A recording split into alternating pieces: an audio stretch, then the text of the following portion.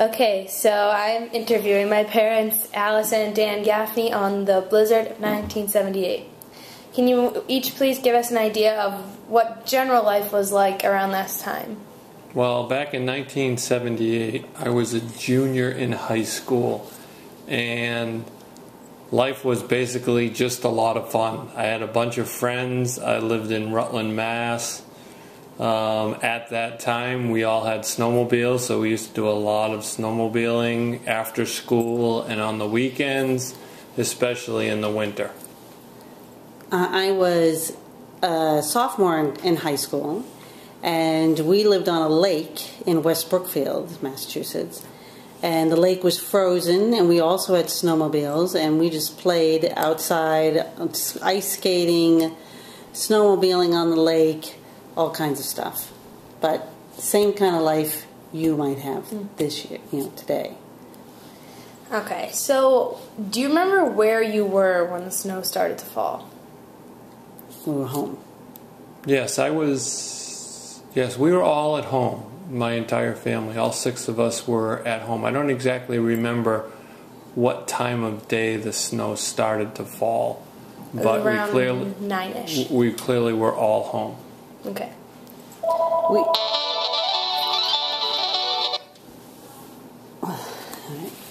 All right, sorry. Are you still going? Yeah, it's still going. It's okay. My whole family was not home because I had 3 siblings in college. So they were in college, and the 4 of us were home, or 6 of us.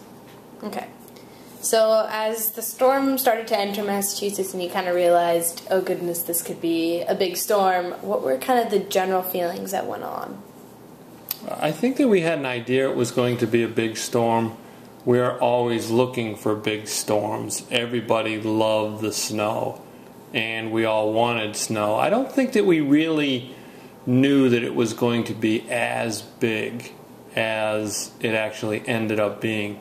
We just knew we were going to get over a foot of snow. I think it was the general consensus. Right. I can just remember being excited that we wouldn't have school. Okay.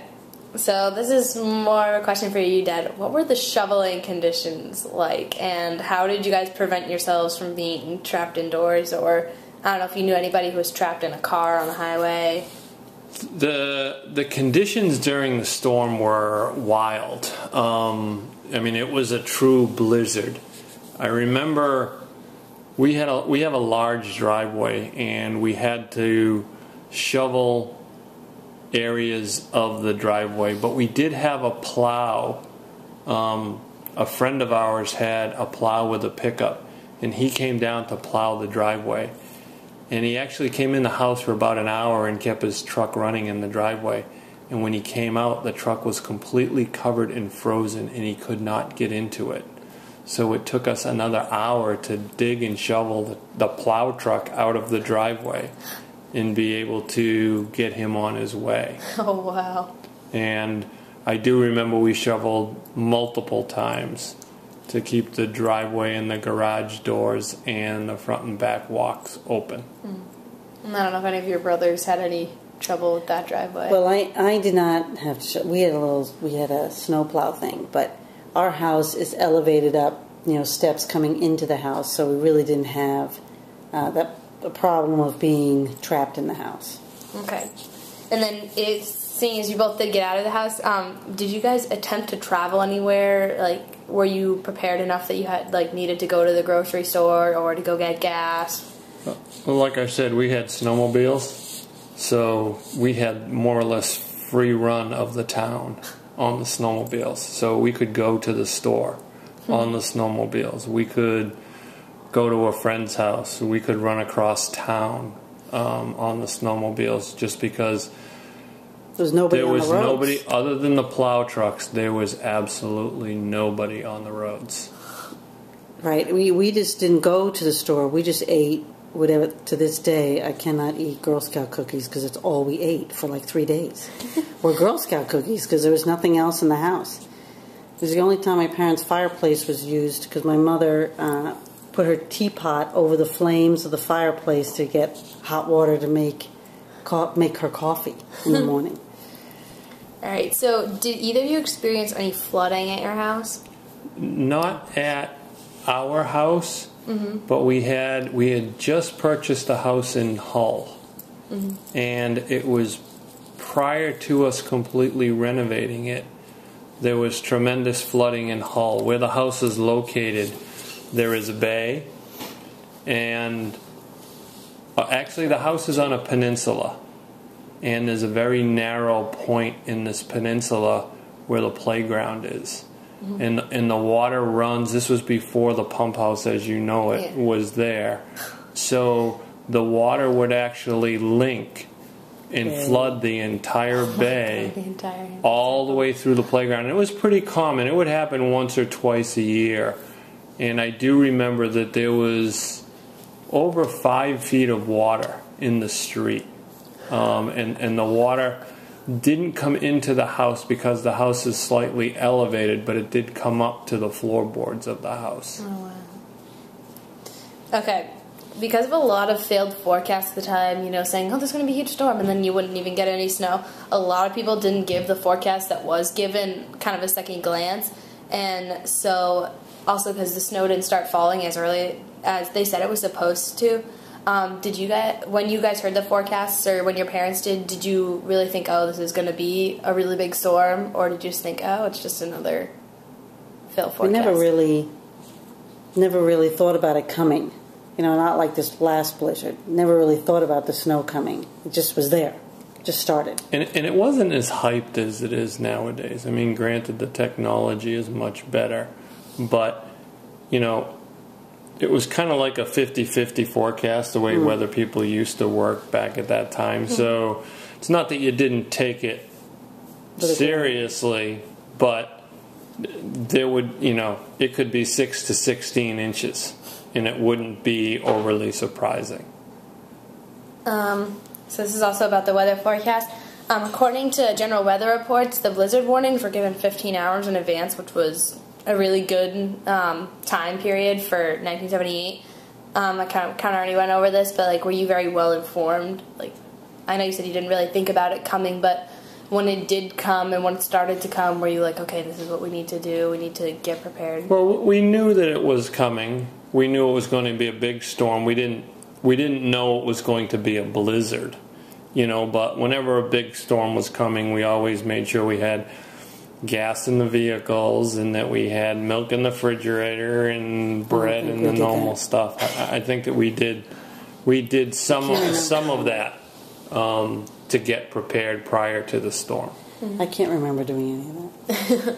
I just remember there was no eating Girl Scout cookies, there was no school, no electricity for 3 days. And I was sick, so I was in my bed with 10 blankets on me because it was cold. It got really cold 3 days with no electricity. Yeah. And, but, go ahead. So about how much snow did you receive at your home? Average reports said around 2 to 3 feet. Yeah, Would be it. Yeah, I believe we got in the vicinity of 27, 28 inches. Oh, wow. At the house. Because I know we were always running outside to measure it. Just like everyone today, too. Yeah, I don't remember exactly how much we got, but it was a lot. It was a lot of snow. So, I don't know if you heard about this at the time, but the flooding in coastal regions, what were some of your opinions about the problems that they faced? When I was doing a little research, it did say that Hull was probably one of the most affected towns by the blizzard because 4 consecutive high tides led to massive flooding during the blizzards. Yeah, I mean, like I had mentioned with the house in Hull, clearly there was flooding throughout the town, but the biggest thing that happened in Hull is they lost a bunch of the seawalls. So the seawalls, as you know them today, were built after the blizzard of 78. So without those walls there was tremendous amount of erosion and damage to the streets. As a matter of fact, the main road that runs along the beach was completely impassable. Oh my gosh. I don't remember any. I don't remember Nothing paying attention. I don't remember paying attention to anything other than what was going on in West Brookfield. Okay. I know we said we didn't know any real family members that were caught away from home, stuck in a car, had to stay at work or at a hotel. But Mom, we talked a little bit about, you asked Aunt Kathy about it. Who was in college. She was a sophomore in college, and she said that they loved it because they didn't have school for a whole week. She was at Bentley. She was at Bentley in Waltham, and she said they jumped off. The dangerous things they did was they were jumping off ledges into the snow piles, and one of her friends got hurt. Not necessarily by jumping into the snow, but they were fooling around in the snow, and she got hurt, had to go to the hospital, so they had to get an ambulance in. And none of the roads were passable only by the plows, so they used to have the plow guys bring them to the hospital. They'd hitch a ride on the plow to take them to the hospital to see her, because she was in the hospital all week. Oh. And then, and they thought it was great because they didn't have any school until towards the very end. There was no more food left. They were just eating cereal because the college didn't have any more food.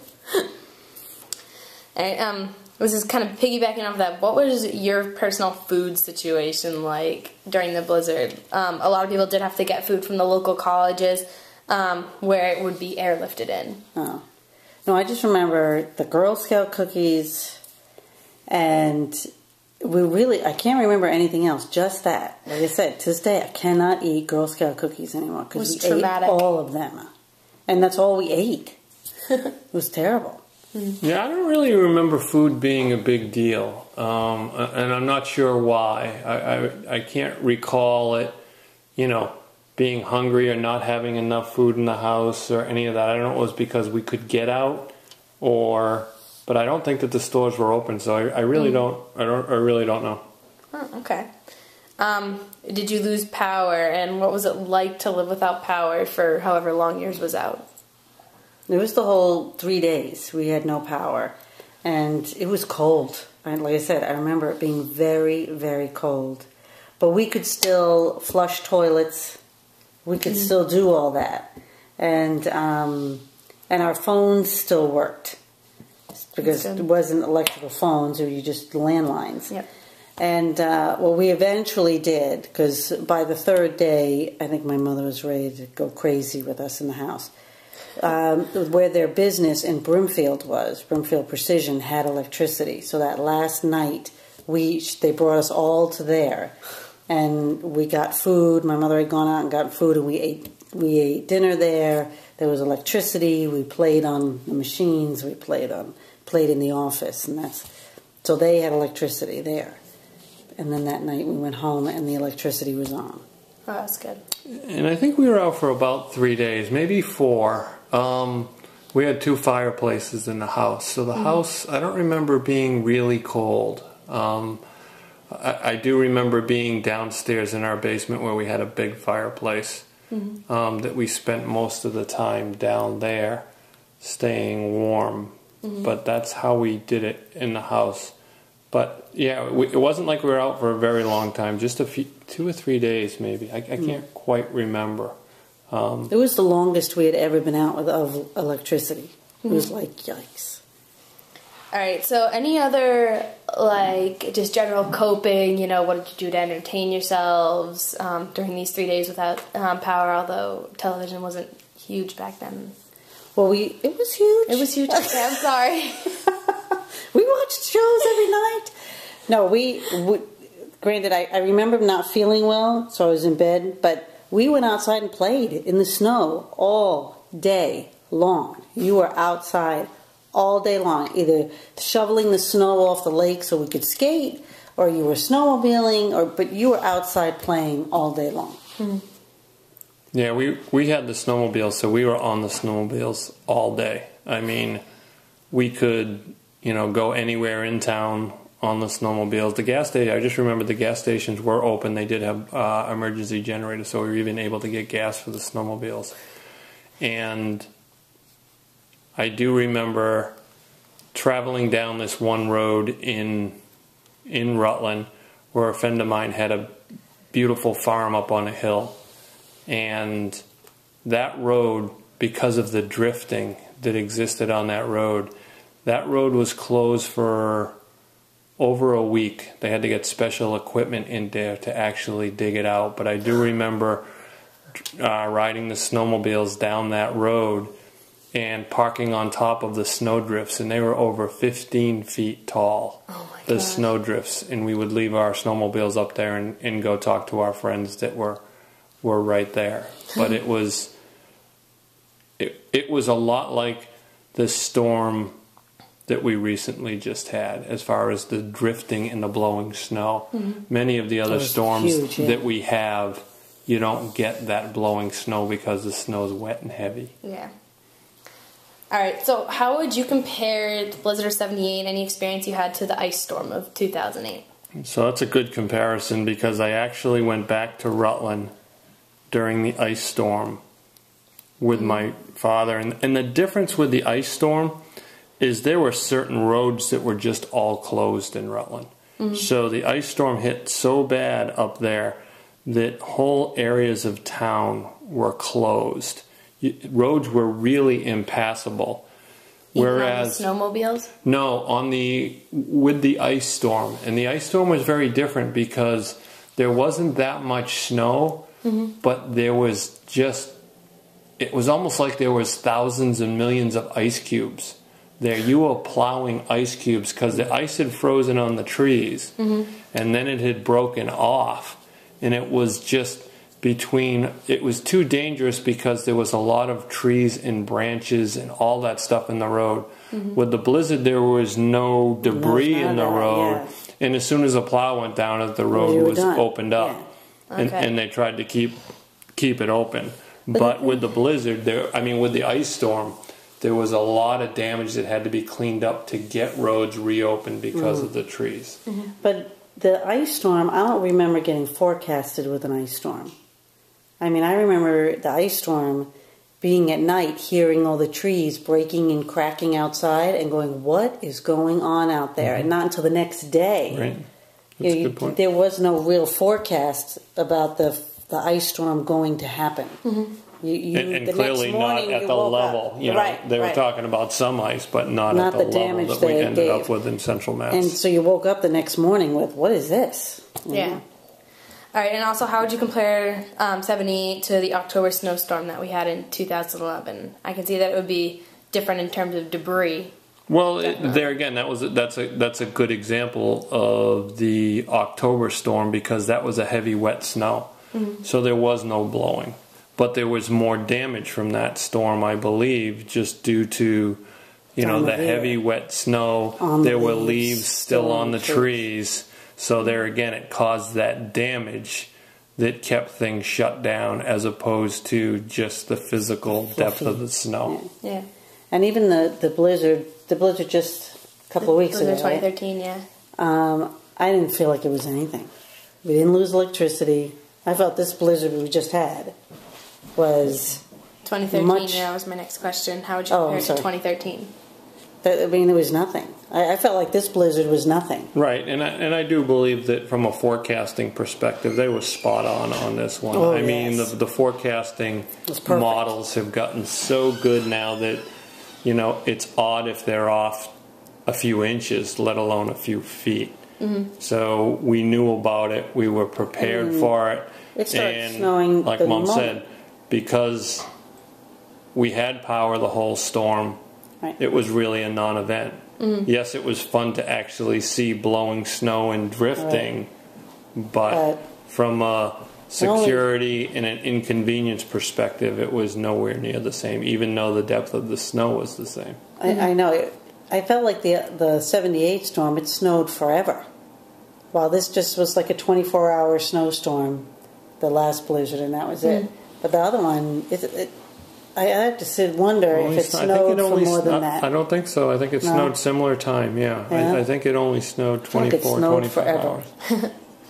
All right, what is different we talked about this a little, what is different about blizzard warnings today in comparison to back then? Well, like I said, I think that the models that they currently have today are just much more accurate, and they can actually be trusted. I mean, we always kid that, weathermen have the easiest job in the world. They're wrong 50% of the time, and they still get paid. Well, when you take a look at it now, they're pretty much right most of the time, and that's where the forecasting accuracy is, I think, at least from a warning perspective. You know, even though it feels like they hype a lot of these storms because that's their job, they at least get the message out. They get it right. And the Well- other thing is there's so many channels on TV for you to get your information. You know, before there was only 3 channels. And only when the news was on did you get your weather forecast. That's a real good Now, point.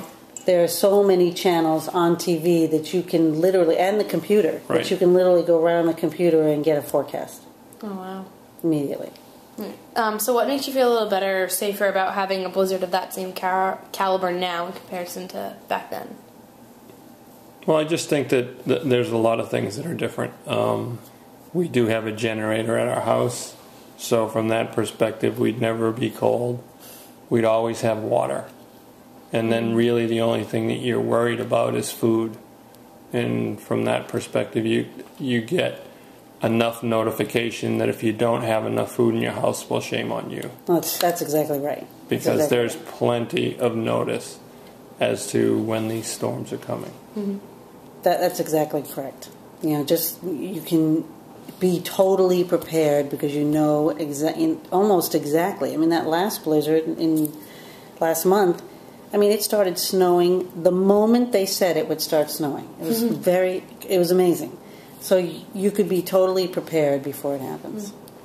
All right. Well, thank you both for doing this interview for me. I'll let you free to go back to your other work obligations. And Thank you. Thank very you. much. We'll see you.